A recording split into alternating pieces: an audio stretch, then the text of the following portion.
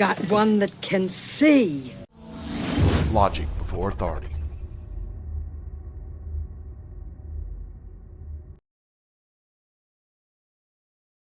Operation Sky Eye. Operation Sky Eye. Well, I've talked a little bit about this before in the past, but this is a subject that I've turned into a project because it's not going to go away until it goes away, or more like until it happens. Operation Sky Eye, turning the heavens into a living screen by 2030. Doesn't sound possible, does it? You know, turning the heavens of basically the entire world into a 3 or 4 dimensional holographic screen.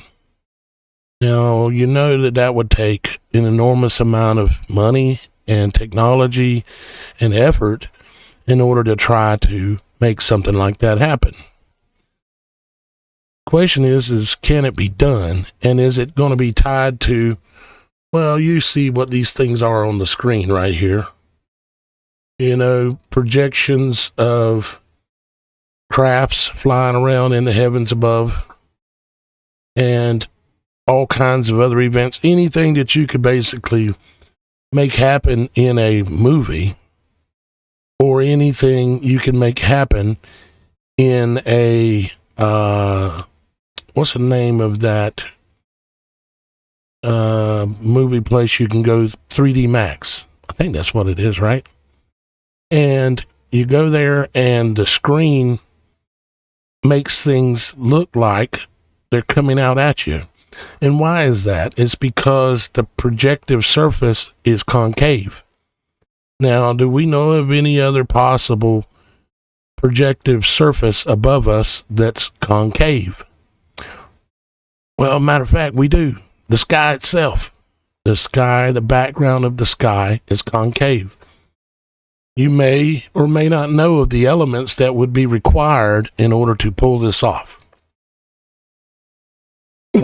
First off, you have to have certain things that are natural and already in place that already pull off these holographic imagery things in nature, or should we say at least natural or supernatural.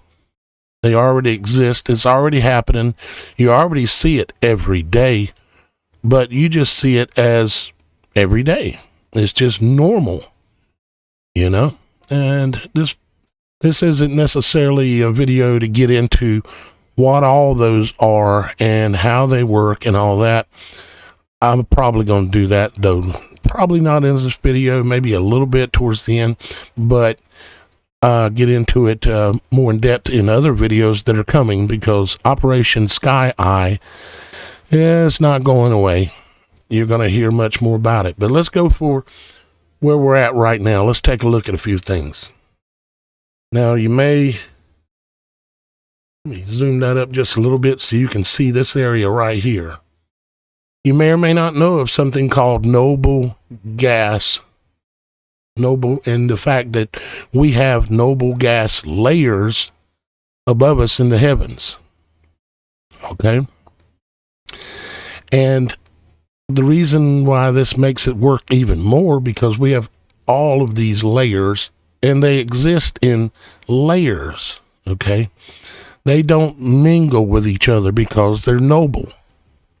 And we're going to get into that. Now, these are the noble gases. Helium, which emits a red or pink. You have neon, which emits an orange color. You have argon, which emits a blue or violet color. And you have krypton, which emits a green color.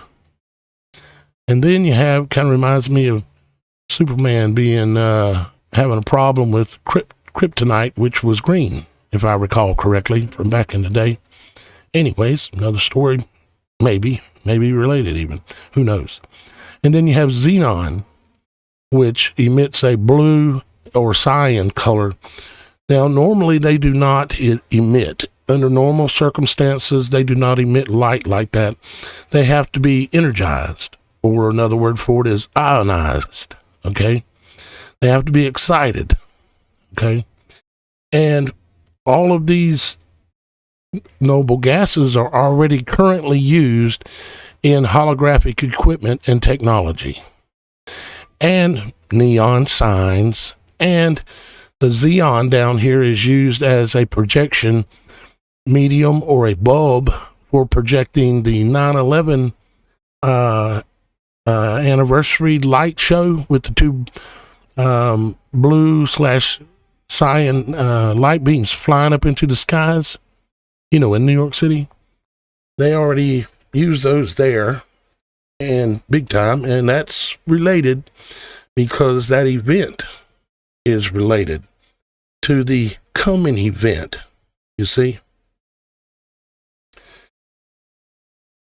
So helium, neon, argon, krypton, and xenon. Now, xenon, the information I could find, it is most prevalent about 30 to 100 kilometers in the air, which creates the blue sky that you see out there right now. Now, what causes the xenon that's above to get excited or ionize? Well, it's the sun. Okay, the energy coming off the sun ionizes the xenon, this lower level. This is the lowest level of noble gas that exists in the heavens. Now, if you go a little higher, you get krypton, which ranges from 40 to 120 kilometers above, and then you go argon, which is 60 to 200 kilometers, then neon, which is 80 to 300 kilometers, and then helium, which is 100 to 800 kilometers. Best research I can find. Now, I can't say that those numbers are absolutely correct, but it's what's available and out there. So you've got neon gases. Let's look at what's special about neon gases. Why are they called noble gases? So I can make it a little bigger for you. The inert gases, noble gases, are also called inert. It explains it. The inert gases are also known as noble gases. They are a group of elements located in group 18 of the periodic table, which include helium, neon, argon, krypton, xenon, and radon. The noble gases are called inert gases because they have a full outermost electron shell, which makes them very stable and non-reactive under normal conditions.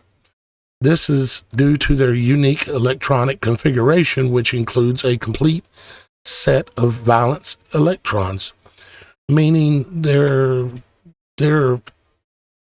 pockets are full, you might say. All of their pockets are full, which goes right along with the whole concept of calling them noble gases.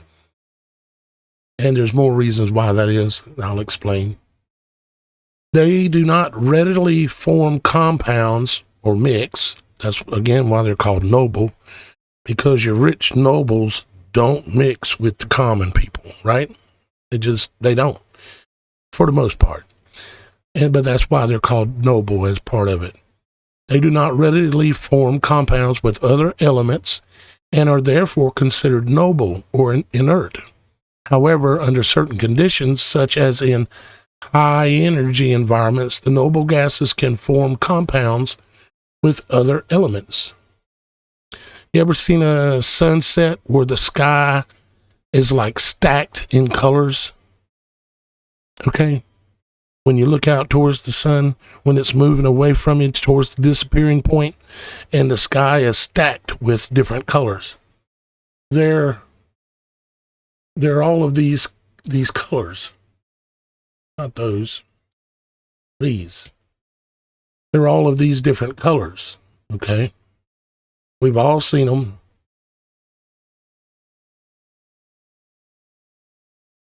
Inert noble gases or noble gases properties. The inert gases, also known as noble gases, have several unique properties. Here are some of the most notable properties of these elements. Non-reactivity. The inert gases or noble gases are highly stable and do not readily react with other elements to form chemical compounds. This is due to the fact that they have a full outermost electron shell. Their pockets are full. You get it? Which makes them less likely to lose or gain electrons. Colorless and odorless. All of the inert or noble gases are colorless and odorless in their natural state. Low boiling point and melting points. The noble gases have very low boiling and melting points, which means they exist as gases at room temperature and pressure. Density. The density of inert or noble gases is relatively low compared to other elements such as metal. So they spread out, but they stay together, you see. Insolubility.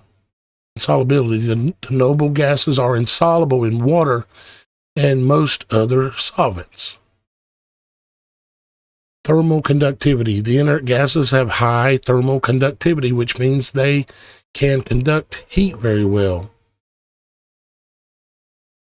Electrically neutral. Inert gases are electrically neutral, meaning they have no overall charge, which is why when they are charged, they behave differently when they're ionized or energized or excited. Monatomic. All of the inert gases or noble gases exist as monoatomic elements, meaning they exist as single atoms rather than molecules. Okay? So that gives you a little insight as to the noble gases and what they are and why they're called these things. And they are produced in the earth, you might say naturally, but when they're released into the atmosphere, they rise just like most gases. They rise and they go up and they gang up with their other noble light gases. Helium does not like to mix with neon or argon or krypton or xenon, and neither do any other ones like to mix with any other ones. That's why they are layered, like in this image. See all the different layers going up? Okay. You ever seen a sky that was blue, but then it had a layer of green, and then had a layer of like violet, and then had some orange or red? When you see all those colors in the skies, you know, you can read about there because of this, because of that. It's because of the noble gases being excited. And sometimes due to the angle at which you are viewing them. Okay? So let's go a little more and look at some other things, because in order to do this, you've got to have a man-made method in order to excite these gases, in order to create this background you need, okay? You would need, you know, thousands and even tens of thousands of satellites working together to project a unified planet-scale holographic display. Again, noble gases and holographics go hand in hand in this world. If you start digging down the rabbit hole a little bit, you'll find out the equipment and the set of systems use noble gases in a lot of different ways. Okay. Now, one thing that would be required, like we just said, is a lot of organizations putting up a lot of satellites. So I've done all the research, and here on the left is a list of all these companies. But also on the right is a list of all of these companies and governmental agencies. Okay? There are all of these are launching satellites into the heavens to do something. Now, they tell you what they want you to hear. This is what we're doing. And there's no way they would lie to us and work together towards a common goal. Would they? Let's take a look at the list of companies. Of course, we have, let me zoom this on in some more so you can see it a little better. Of course, we have SpaceX, the most famous ones that are putting up enormous amounts of satellites. Currently, they have about 10,000 plus, and they have projections of about 42,000 satellites by themselves by 2030. Amazon, Project Coupler. Currently, they have over 100 satellites in orbit, but they plan to have over 3,000.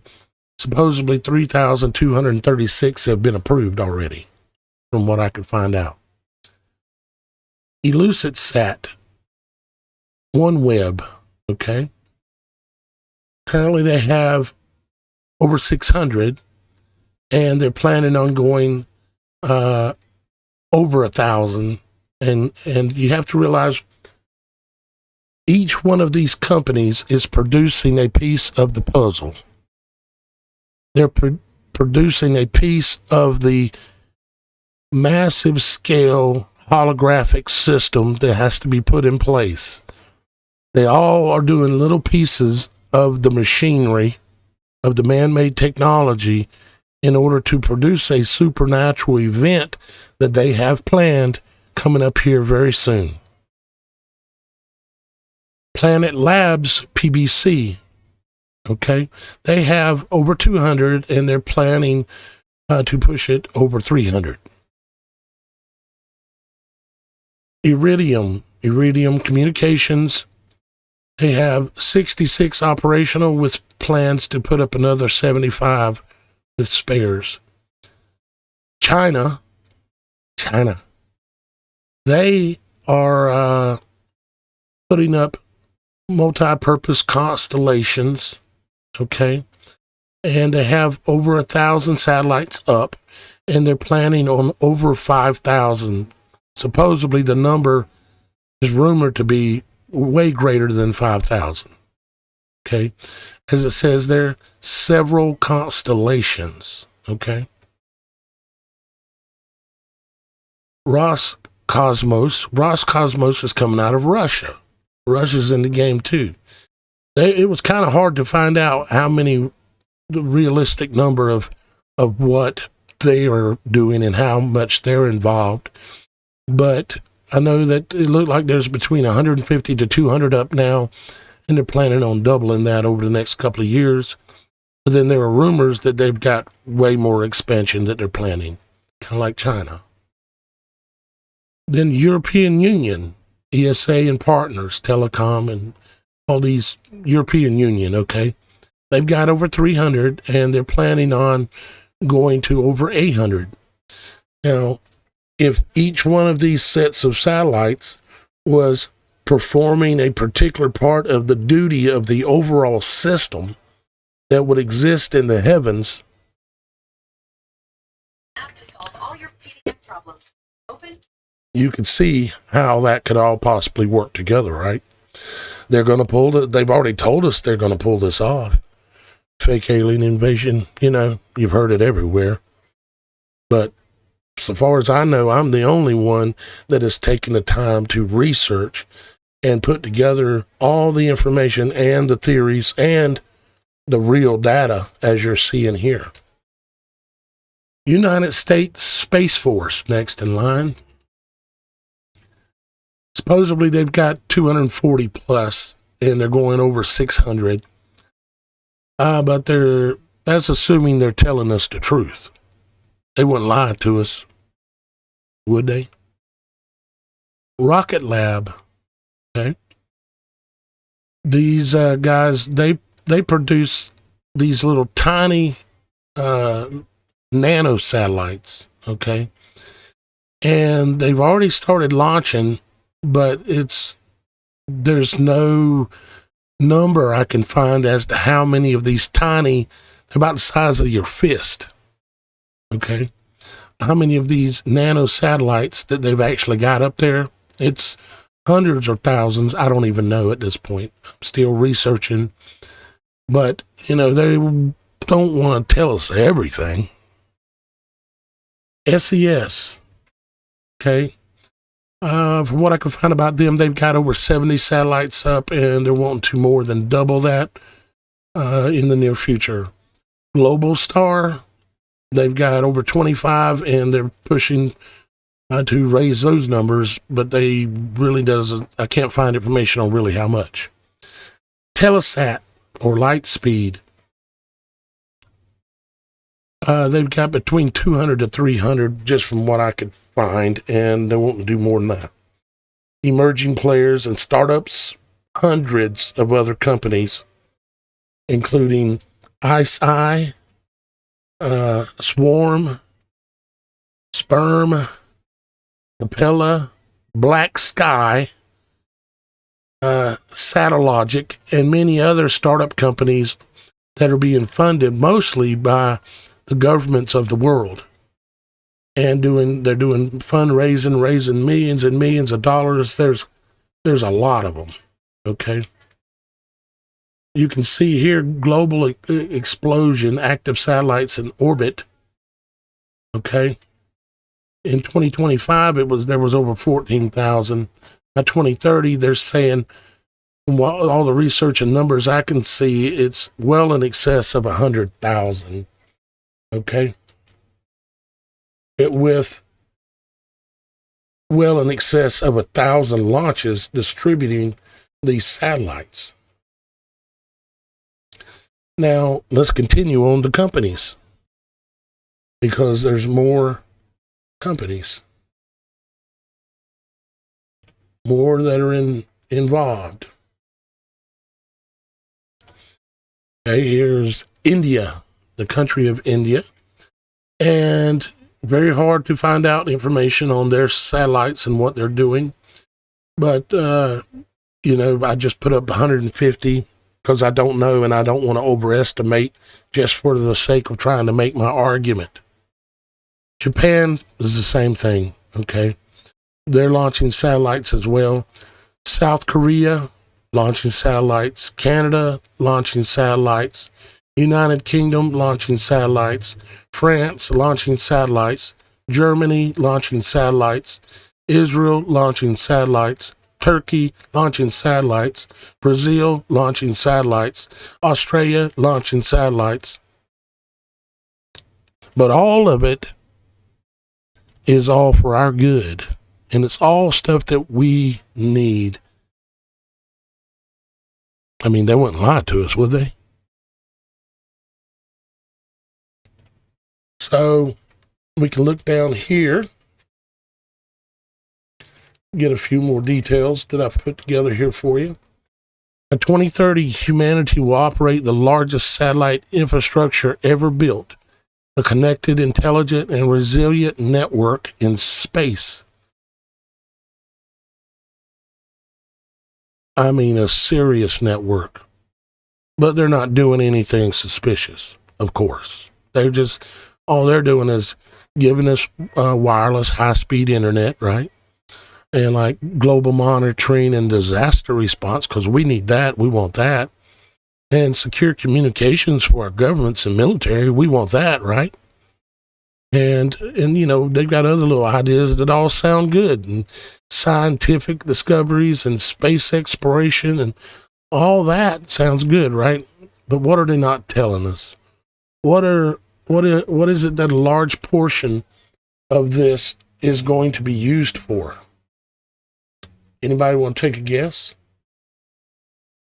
When you know that the heavens are a projection screen, and that all the elements there to make some really wild things happen and appear to be real, and then you mix in some real modern day crafts as well. Like the TR-3B that many of you guys out there have actually seen, including me and Miss Kim. We have seen it with our own eyes. And literally, I've told the story before. but it's real, okay? And who knows what they're going to do, what's going to show up. I mean, the Borg could show up. Resistance is futile, as the Borg said, right? Where they were integrating flesh with technology, like Elon Musk is doing right now. And transhumanism and all that kind of stuff, right? Then I just put in a few other examples here to be creative. The Andromeda Hunter, ancient, powerful, and mysterious. Celestial Manta, elegant, otherworldly, and beyond. And the Orion Dreadnought, colossal, intimidating, and dominant, because we really don't know what they actually have been able to build. I can tell you they have a silent triangle-shaped craft the size of a football field that's completely silent, can sit still in the sky, and move extremely slow, like 15 miles an hour if it wants to. It can sit still and spin in one spot. I've seen it. It can send down little probes that glow the color of neon colors, and like a red color, kind of like when we were looking at the chart up here. Well, I don't want to lose my position, but I'll show you in a second. They have that craft. So if they've got that, and I've seen it, and other people have seen it, what else do they have that they're waiting to spring on us? And then I've got the Lumina Spear here. The spear, the orbs that all of us have been seeing. Now, some of those already exist in the realm of supernatural, but are natural, meaning created by God. And the big, large ones that are being seen, let's just say I've had a lot of experiences with those at the water's edge and on the mountaintops. In excess of 100 occasions. Well in excess of 100 occasions. Why me? I don't know. Miss Kim's witnessed them with me and her daughter. And other people have been there when it's happened. Seeing them do amazing things.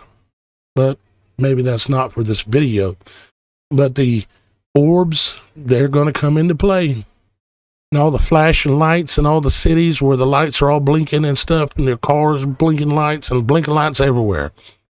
It's all going to come into play in this big show. It's all going to come into play. And we'll see it. So now what I've shown you here is some of the basic concepts behind it. You need the neon gases and the understanding as to how they work. You see, when neon gases excite, each one of those is like a pixel on a screen. So therefore, using laser holographic equipment that are mounted on satellites, you can make that screen, because you have so many millions and millions of molecules of these neon gases, act exactly like your screen on your wall right now, your television, or your screen on your phone that you're watching this on.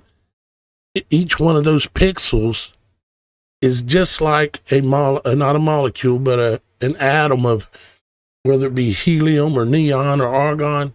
And if you excite all the right ones in the right ways, you get this crazy looking image going on in the heavens. And then you just bring out a few TR3Bs and a few Orion dreadnoughts or whatever it is they're going to show us, and you got quite the show on your hands that's going to be quite convincing.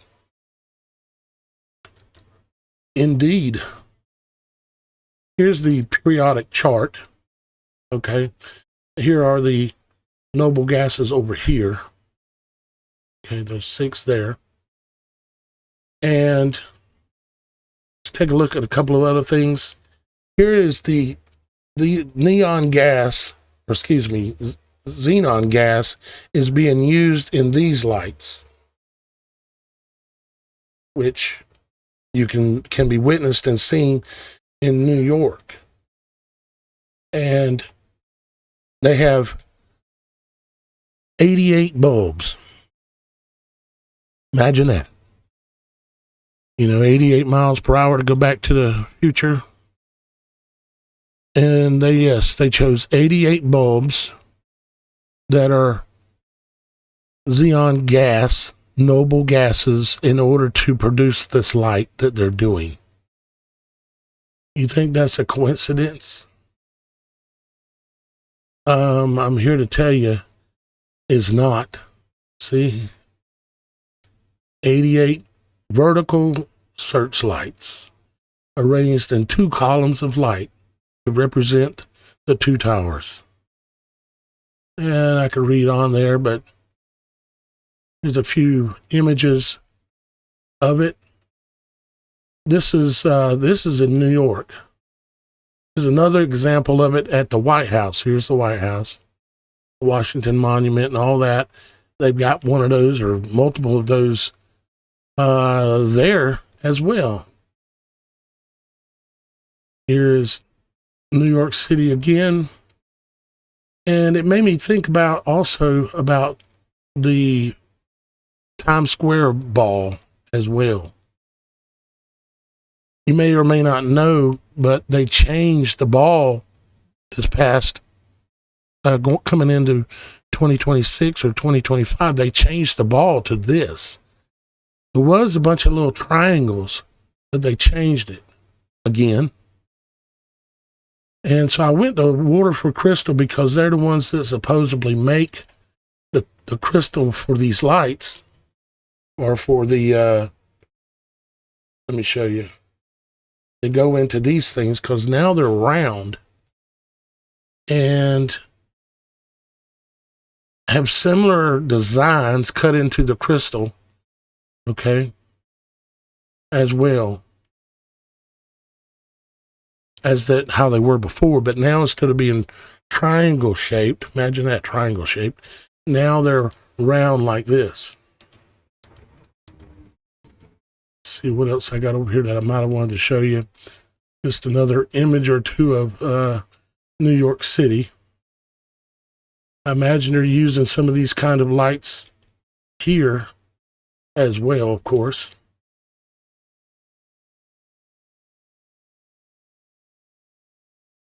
And this is just the memorial site and museum 25 years later. And it's called the Tribute of Light.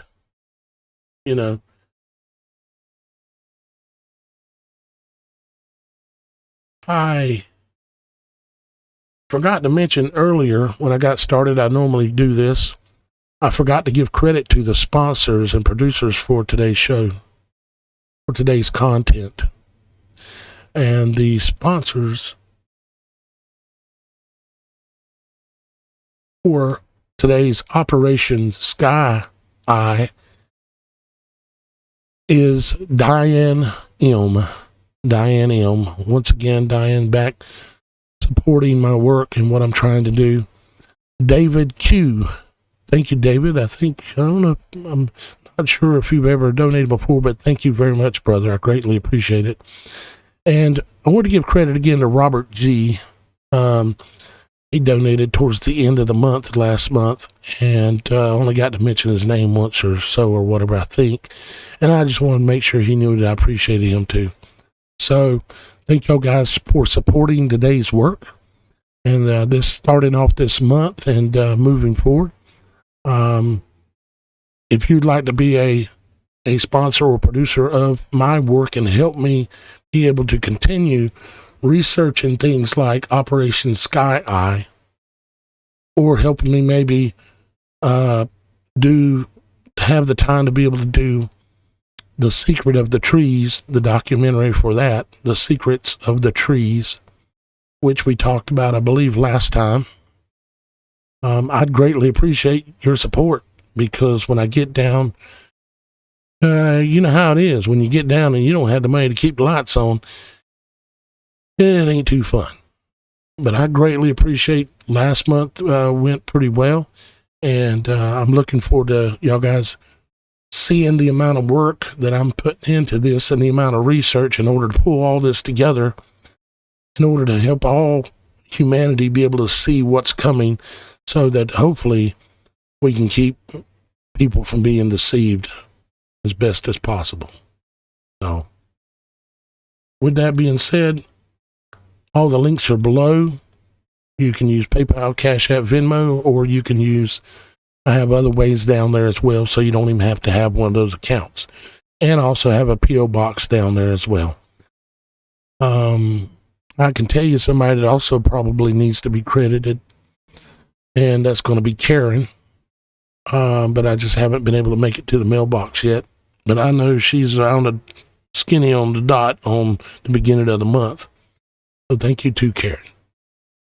But I'll add you on the list as soon as I get a chance to make it to the P.O. box. All right, guys, I love you. Thank you for considering this information. Do your own research. See what you can see. And in the comments below, if you have ideas or thoughts or information about how they're going to pull this off, more information, please leave it in the comments, okay? So that way I'll have a chance and opportunity to see that, because we're all working together, whether you realize it or not, to try to do what we're doing here. All right. I love you. Father in heaven loves you. And we'll see you again real soon. Bye-bye for now. I've got one that can see. Logic before authority.